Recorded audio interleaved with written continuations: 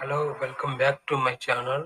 ఈరోజు రేషన్ కార్డులో కోడలు మరియు పిల్లలను యాడ్ చేయడానికి కావాల్సిన ఫామ్స్, అప్లికేషన్ ఫామ్ ఎలా ఫిల్ చేయాలి, ఆన్లైన్ ప్రాసెస్ మరియు అప్లికేషన్ స్టేటస్ ఎలా చెక్ చేసుకోవాలి, వీటితో పాటు కామన్గా అడిగే కొన్ని క్వశ్చన్స్ మరియు వాటికి ఆన్సర్లు ఈ వీడియోలో చెప్పడం జరిగింది. కోడలను రేషన్ కార్డులో చేర్చుటకు మ్యారేజ్ సర్టిఫికేట్, మ్యారేజ్ ఫోటో అంటే భార్య భర్తలు కలిసి దిగిన ఫోటో, పెళ్లి కొడుకు పెళ్లి కూతురు ఆధార్ కార్డ్స్ మరియు పెళ్లి కొడుకు ఉన్న రేషన్ కార్డు సచివాలయంలో ఇవ్వాలి.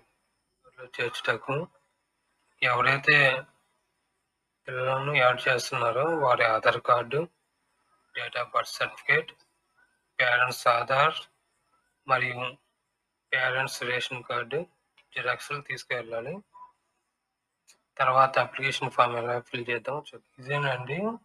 మనం ఏదైతే రేషన్ కార్డులో సభ్యుని చేర్చడానికి ఫిల్ చేయవలసిన ఫాము ఇక్కడ మొదట చూడండి. కుటుంబ పెద్ద వివరాలు ఇక్కడ ఎంటర్ చేయాల్సి ఉంటుంది. మీ రేషన్ కార్డులో ఎలాగైతే ఉందో అవి మీరు ఇక్కడ ఫిల్ చేయొచ్చు. ఆధార్ కార్డు, ఇంటి పెద్ద ఎవరు వాళ్ళ Aadhaar card, rice card number, మీ ఫోన్ నెంబరు ఇవి ఎంటర్ చేసిన తర్వాత ఇక్కడ గమనించండి, పిల్లల్ని యాడ్ చేయడానికి ఇక్కడ టిక్ జన్మం దగ్గర క్లిక్ చేయాలి. కోడల్ని యాడ్ చేయడానికి అయితే వివాహం దగ్గర క్లిక్ చేయాలి. పిల్లల్ని యాడ్ చేసే పని అయితే చెప్పాం కదా, పిల్లల డీటెయిల్స్, పిల్లల ఆధార్ కార్డు, పిల్లల పేర్లు ఇక్కడ ఫిల్ చేయాలి. ఎంతమంది ఉంటే ఒక పర్సన్ అయితే ఈ లైన్లో, ఇద్దరు అయితే ఇలా, ముగ్గురు అయితే ఇలా ఫిల్ చేయాలి. ఇక్కడ చూడండి, పుట్టిన తేదీ మీరు డేట్ ఆఫ్ బర్త్ సర్టిఫికేట్లోదే ఎంటర్ చేయండి. అదేవిధంగా ఇక్కడ డేట్ ఆఫ్ బర్త్ సర్టిఫికేట్లో రిజిస్ట్రేషన్ నెంబర్ ఉంటుంది, అది ఖచ్చితంగా ఫిల్ చేయండి. చివరిలో ఇక్కడ అభ్యర్థి సంతకం పెడితే సరిపోతుంది. కోడలు వివాహం ద్వారా అయితే సేమ్ కోడలి ఆధార్ నెంబర్, కోడలి పేరు ఇలా ఫిల్ చేసిన తర్వాత పెద్ద ఆల్రెడీ ఉన్న రేషన్ కార్డులో పెద్ద ఎవరైతే ఉంటారో ఆమె కోడలు ఏమవుతుందో అక్కడ బంధుత్వం మెన్షన్ చేయాల్సి ఉంటుంది. చివరిలో ఇక్కడ సంతకం పెడితే సరిపోతుంది. ఇది డిఏ గారికి ఇస్తే ఎంటర్ చేస్తారు. తీసుకున్న తర్వాత ఈ విధంగా డిఏ గారి లాగిన్లో మెంబర్ ఎడిషన్ మీద క్లిక్ చేసి రిజిస్టర్ అవ్వాలి. ఈ విధంగా ఓపెన్ అవుతుంది. ఎవరైతే కుటుంబ పెద్ద ఆధార్ లేదా ఆధార్ కార్డు రేషన్ కార్డులో ఉన్న ఎవరి ఆధార్ అయినా ఫిల్ చేసి సబ్మిట్ చేయాలి. సబ్మిట్ చేసిన తర్వాత ఈ విధంగా ఓపెన్ అవుతుంది.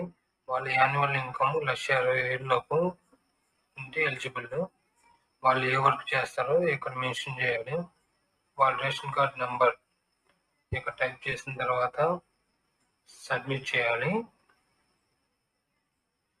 సబ్మిట్ చేసిన తర్వాత రైస్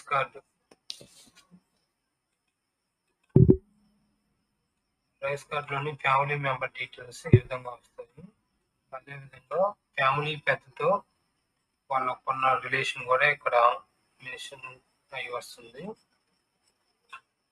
ఎవరినైతే యాడ్ చేయాలో వాళ్ళ డీటెయిల్స్ ఇక్కడ ఎంటర్ చేయాల్సి ఉంటుంది. కోడలైనా చిన్నపిల్లలైనా వాళ్ళ ఆధార్ నెంబర్ ఇంగ్లీష్లో నేము, తెలుగులో నేము, మొబైల్ నెంబర్, ఎవరిదైతే యాడ్ చేస్తున్నా వాళ్ళ మొబైల్ నెంబర్, యాడ్ టైప్ వాళ్ళు పిల్లలు అయితే బర్త్ సర్టిఫికేట్ ఎంటర్ చేయాలి. పెళ్ళైన వాళ్ళు అయితే మ్యారేజ్ అని మెన్షన్ చేయాలి. తర్వాత వాళ్ళు జెండర్ ఎంటర్ చేసిన తర్వాత డేట్ ఆఫ్ బర్త్ ఎంటర్ చేసి సబ్మిట్ చేస్తే సరిపోతుంది. అదేవిధంగా ఒకరికంటే ఎక్కువ అప్లై చేయాలంటే యాడ్ న్యూ మెంబర్ మీద క్లిక్ చేయాలి. అప్లికేషన్ కంప్లీట్ అయిన తర్వాత మీకు అప్లికేషన్ నెంబర్ టీ నెంబర్ వస్తుంది. టీతో స్టార్ట్ అవుతుంది, లేదా ఇక్కడ టీటీ అని ఉంటుంది. ఈ నెంబర్తో మనం ట్రాక్ చేయొచ్చు మన రేషన్ కార్డ్ యాక్సెప్ట్ అయిందా రిజెక్ట్ అయిందా అని. ఆ వెబ్సైట్ కూడా చెప్తాను. మ్యాక్సిమం 21 డేస్‌లో కంప్లీట్ అయిపోతుందండి. మనం ముందే చెప్పుకున్నాం కదండీ! 5 సంవత్సరాల కంటే ఎక్కువగా ఉంటే కేవైసీ అవుతుందా అని. దానికి ఆన్సర్ 5 సంవత్సరాల వరకు ఏం కాదు. పేరెంట్స్ థంబ్ వేయొచ్చు. 5 సంవత్సరాల కంటే ఎక్కువ ఉంటే వాళ్ళ కేవైసీ అప్డేట్ చేయించుకోవాలి. లేదంటే అప్లికేషన్ రిజెక్ట్ అవుతుంది. మళ్ళీ అప్లై చేసుకోవాల్సొస్తుంది.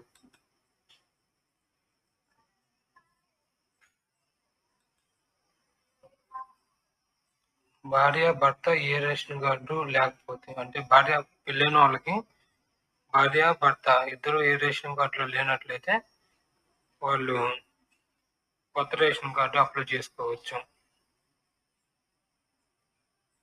అదేవిధంగా ఒక కార్డులో ఉన్న చిన్న పిల్లవాడిని ఇంకో కార్డులో చేర్చవచ్చా అని కొంతమంది అడుగుతున్నారు.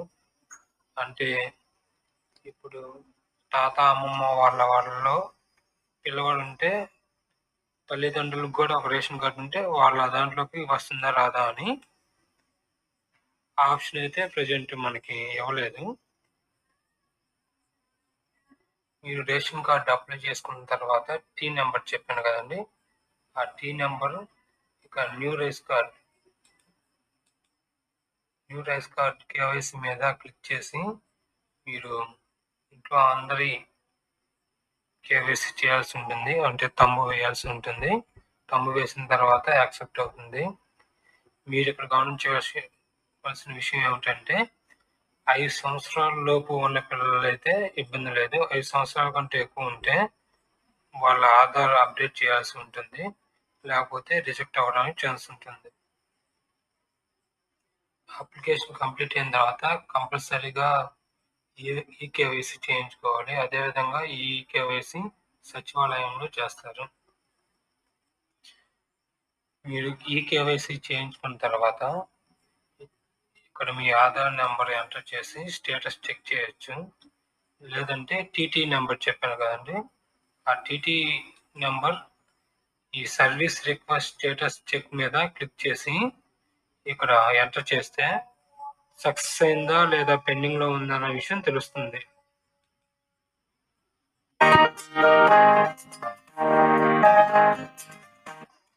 మీకు ఎటువంటి సందేహాలు ఉన్నా కామెంట్ బాక్స్ లో కామెంట్ చేయండి, రిప్లై ఇవ్వబడుతుంది.